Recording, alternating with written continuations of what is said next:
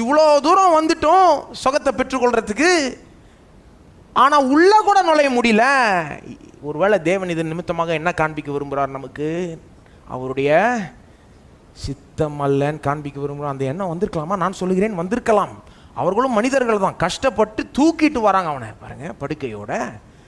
இவ்வளோ தூரம் வந்த பிறகு உள்ள கூட நுழைய முடியல, வழியே இல்லை, போய் அவரை நெருங்கவே முடியல. எப்படி இருந்திருக்கும் அவனுக்கு? அந்த எண்ணம் வந்திருக்கும் பாருங்க. ஒருவேளை இது தேவனுடைய சித்தம் அல்ல.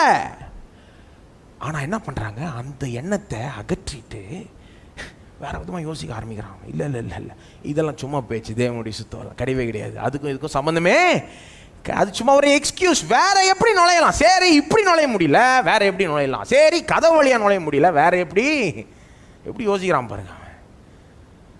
மேலே போகிறாங்க, மாடி ஏறி போய் அந்த கூரைக்கு போய் கொஞ்சம் யோசிச்சு பாருங்க. அவனை தூக்கிட்டு போகிறாங்க, அந்த படுக்கையோட தூக்கிட்டு போய் 4 பேர் போகிறாங்க.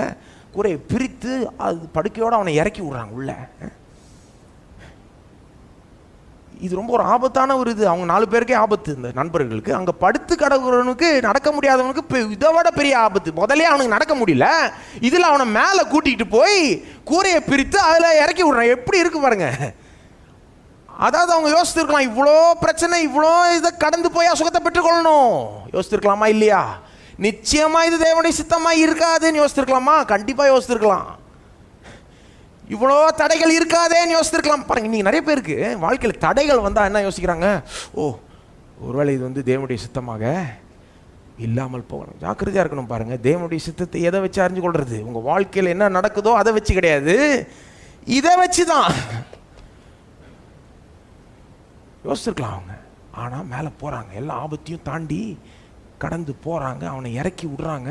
அவங்க யோசிச்சிருக்கலாமே, இந்த வீட்டு ஓனர் கத்துவாரே, யாரை கேட்டியா கூரையை பிரிக்கிற,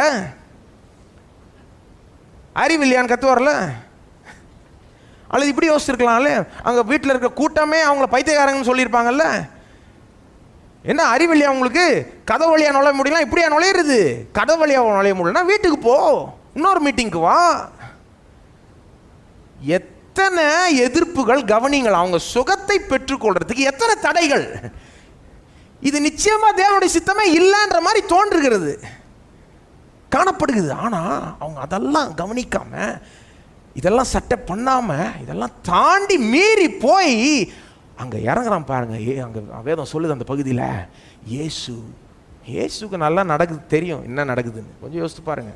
அவர் உள்ளே உட்காந்துக்கிட்டு உள்ளே நின்றுக்கிட்டு ஒன்றும் தெரியாமல் பிரசங்கம் பண்ணிகிட்டு இருக்கார் உள்ள. ஆக்சுவலாக அவருக்கு எல்லாமே தெரியும். வந்திருக்காங்க, இடம் இல்லை, வேணும்னே விடுறாரு, போட்டோம்.